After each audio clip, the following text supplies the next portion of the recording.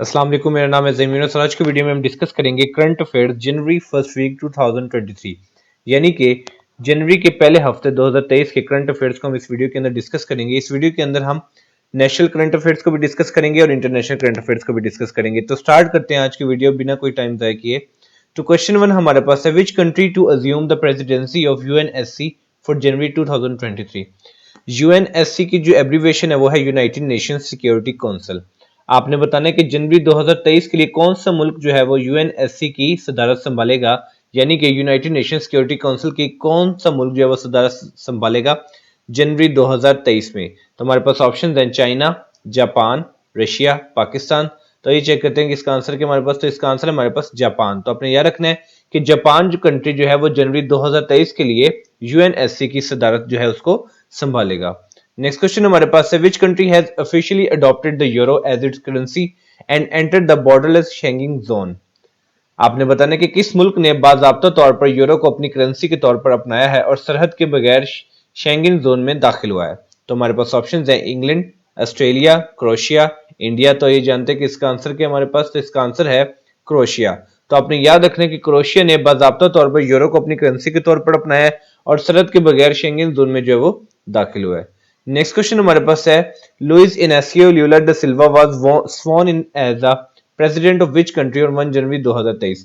आपने बताना है कि ये लुइस इनासियो लुला दा सिल्वा जो है 1 जनवरी 2023 को उन्होंने कौन से मुल्क के सदर का हल्फ उठाया है।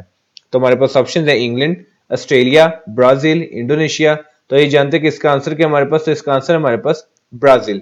तो आपने याद रखना है कि लुइस इनासियो लुला दा सिल्वा ने 1 जनवरी 2023 को ब्राजील मुल्क का सदर का हल्फ उठाया है। नेक्स्ट क्वेश्चन हमारे पास है, which news agency has recently announced to end Urdu radio service in Pakistan after nearly 2 decades. तकरीबन 2 दहाइयों के बाद हाल ही में किस न्यूज एजेंसी ने पाकिस्तान में उर्दू रेडियो सर्विस खत्म करने का ऐलान किया है। अब आपको ये डिफरेंट जो है वो न्यूज एजेंसी नजर आ रही है, जैसे आपको इनकी एब्रिविएशन भी पता चल सकती है। Agency France press, AFP, British broadcasting corporation, BBC, international news network INN और iRNA Islamic Republic news agency. तो ये जानते हैं कि कौन से न्यूज एजेंसी ने पाकिस्तान में उर्दू रेडियो सर्विस को खत्म करने का ऐलान किया है। तो इसका आंसर है हमारे पास ब्रिटिश ब्रॉडकास्टिंग कॉर्पोरेशन, यानी कि BBC news network, British broadcasting corporation. इस न्यूज एजेंसी ने तकरीबन 2 दहाइयों के बाद पाकिस्तान में उर्दू रेडियो सर्विस खत्म करने का ऐलान किया है। नेक्स्ट क्वेश्चन हमारे पास है, Pakistan and Turkish warships has recently conducted naval drills in Arabian sea called.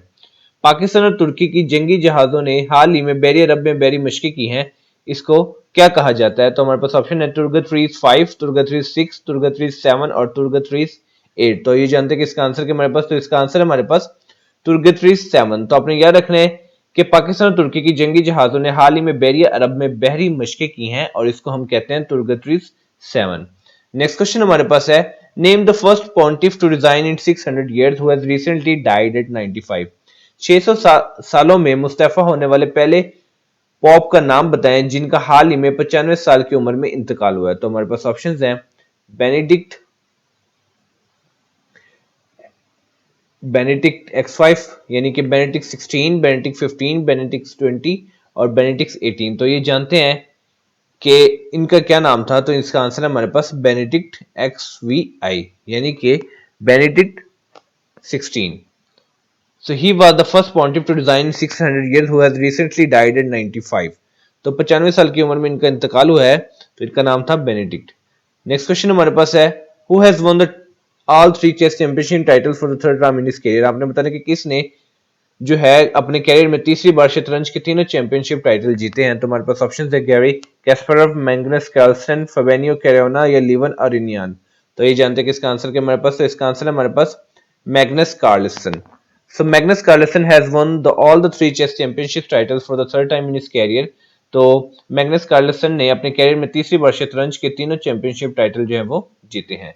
Next question हमारे पास है, which province of Pakistan to extend the education of holy Quran as a compulsory subject from primary to higher secondary education. तो आपने बताना है कि पाकिस्तान का कौन सा सूबा प्राइमरी से हायर सेकेंडरी तक कुरान पाक की तालीम को लाजमी मजमून के तौर पर तोसी देगा। तो हमारे पास ऑप्शन है पंजाब, सिंध, बलोचिस्तान, केपीके। तो ये जानते हैं कि इसका आंसर क्या हमारे पास, तो इसका आंसर है हमारे पास पंजाब। तो आपने याद रखना है कि पंजाब जो है प्राइमरी से हायर सेकेंडरी तक कुरान पाक की तालीम को लाजमी मजमून के तौर पर तोसी देगा।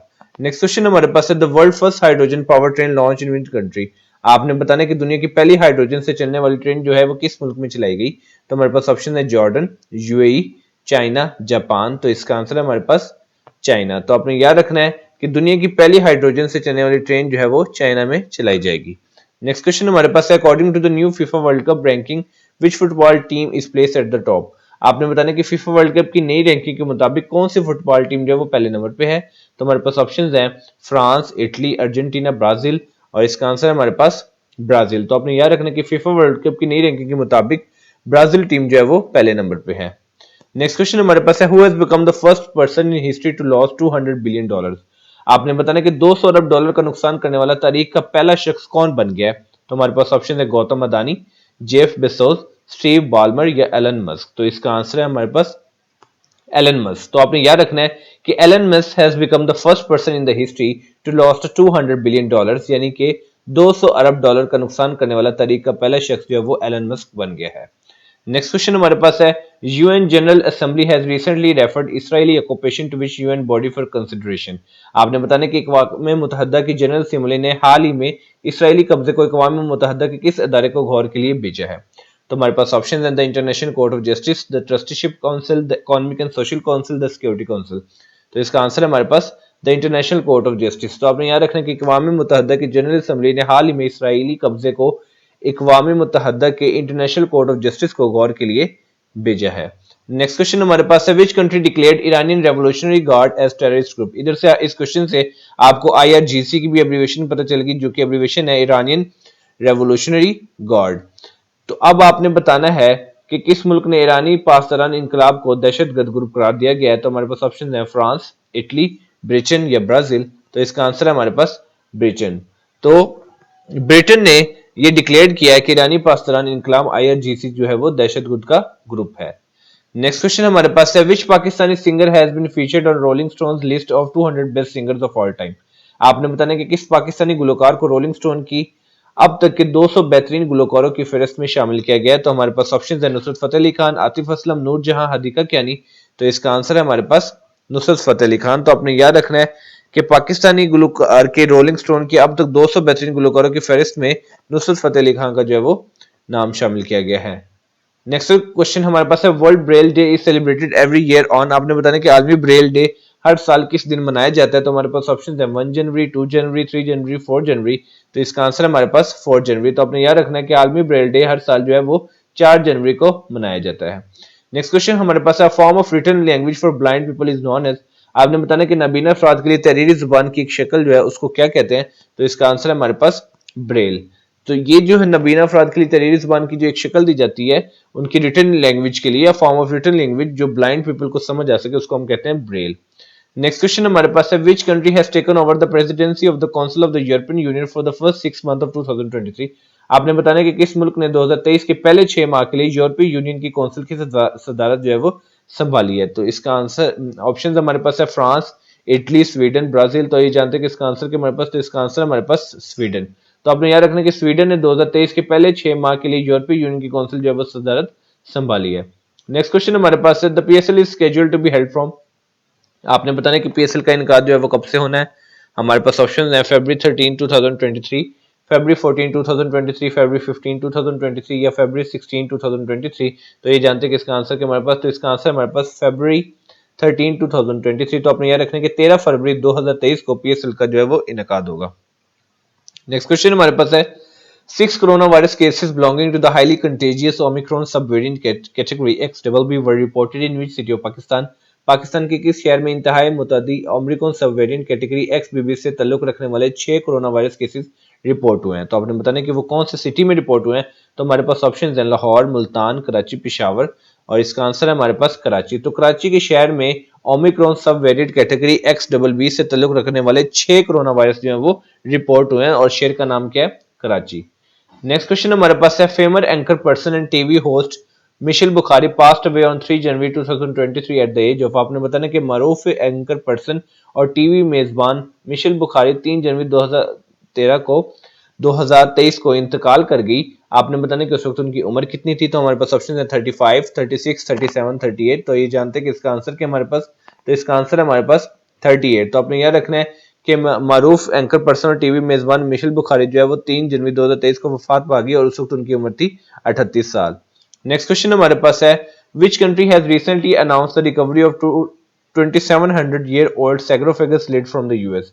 किस मुल्क ने हाल ही में अमेरिका से 2700 साल पुराने सैग्रोफेगस के ढक्कन की बाजियाबी का ऐलान किया है? तो हमारे पास ऑप्शन हैं चाइना, इजिप्ट, इंडिया, इंग्लैंड। तो इसका आंसर है हमारे पास इजिप्ट। तो आपने याद रखना कि इजिप्ट ने हाल ही में ये अनाउंस किया कि अमेरिका से 2700 साल पुराने सैग्रोफेगस के ढक्कन की बाजियाबी का उन्होंने ऐलान किया है। नेक्स्ट क्वेश्चन हमारे पास है, विच political party of Pakistan has recently issued white paper of economic situation of the country? आपने बताना कि पाकिस्तान की किस सियासी जमात ने हाल ही में मुल्क के मुआशी सूरत का व्हाइट पेपर जारी किया?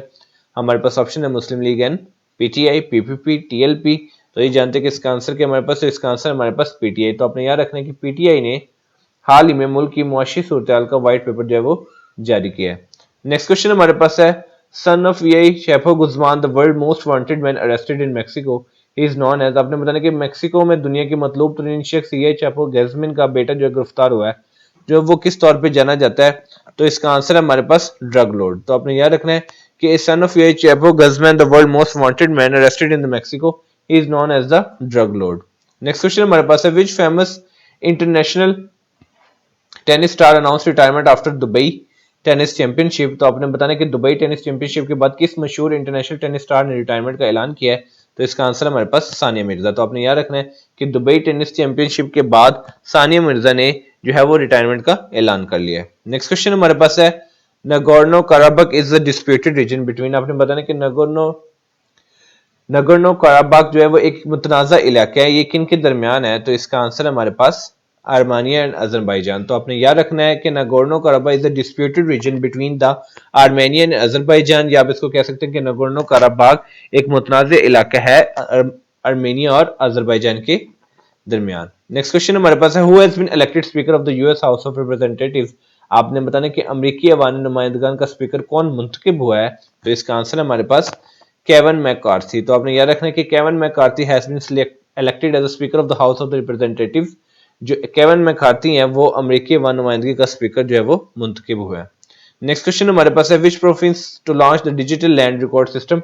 आपने बताना कि डिजिटल लैंड रिकॉर्ड सिस्टम किस सूबे में शुरू किया जाएगा? तो इसका आंसर है हमारे पास पंजाब। तो अपने याद रखना कि डिजिटल लैंड रिकॉर्ड सिस्टम जो है वो पंजाब में शुरू किया जाएगा। नेक्स्ट क्वेश्चन हमारे पास है, government has decided to sell 2 LNG plants to the Qatar because of. हुकूमत ने कतर को LNG के 2 प्लांट फरोख्त करने का फैसला जो है वो क्यों किया है? तो ये जानते हैं कि इसका आंसर क्या हमारे पास, तो इसका आंसर हमारे पास high risk of default. Default के हाई रिस्क ने हुकूमत को ये डिसाइड करने पे मजबूर किया कि वो कतर को 2 LNG के जो 2 प्लांट्स है वो उसको फरोख्त करेगी। नेक्स्ट क्वेश्चन हमारे पास है, which country has recently banned foreigners from buying homes? आपने बताना कि किस मुल्क ने हाल ही में गैर मुल्कियों के घर खरीदने पर पाबंदी लगा दी है? तो इसका आंसर है हमारे पास कनाडा। तो आपने याद रखना है कि कनाडा ने हाल ही में गैर मुल्कियों के घर खरीदने में पर पाबंदी लगा दी है। नेक्स्ट क्वेश्चन हमारे पास है, who has been named men's world best player 2022 by the International Federation of Football History and Statistics? आपने बताना कि International Federation of Football History and Statistics की जानिब से 2022 में मर्दों की दुनिया का बेहतरीन खिलाड़ी किसको करार दिया गया है? तो ये जानते हैं कि इसका आंसर क्या हमारे पास, तो इसका आंसर है हमारे पास लियोन मेसी। तो आपने याद रखना है कि International Federation of Football History and Statistics की जानिब से 2022 में मेंस की दुनिया का बेहतरीन खिलाड़ी जो है वो लियोनेल मेसी को करार दिया गया है। नेक्स्ट क्वेश्चन हमारे पास है, गियानलुका वियाली who passed recently away at the age of 58 was a legendary footballer of which country? आपने बताना है कि गियानलुका वियाली जो कि 58 साल की उम्र में वफात पा गए वो कौन से मुल्क के लेजेंडरी फुटबॉलर थे? तो इसका आंसर है हमारे पास इटली। तो आपने याद रखना है कि गियानलुका वियाली जिनका इंतकाल जो 58 ईयर्स में हुआ है वो इटली के एक बहुत ही लेजेंडरी फुटबॉलर थे। तो ये थी आज की वीडियो जिसके अंदर हमने जनवरी के फर्स्ट वीक 2023 से related national international current affairs को डिस्कस किया, जो कि आपके आने वाले एग्जाम्स के अंदर आपके लिए बहुत इन्फॉर्मेटिव और यूजफुल साबित होंगे। तो इस तरह वीडियोस को देखने के लिए, इस तरह की वीडियोस देखने के लिए आप मेरे चैनल को सब्सक्राइब करें ताकि आपको ऐसे मजीद यूजफुल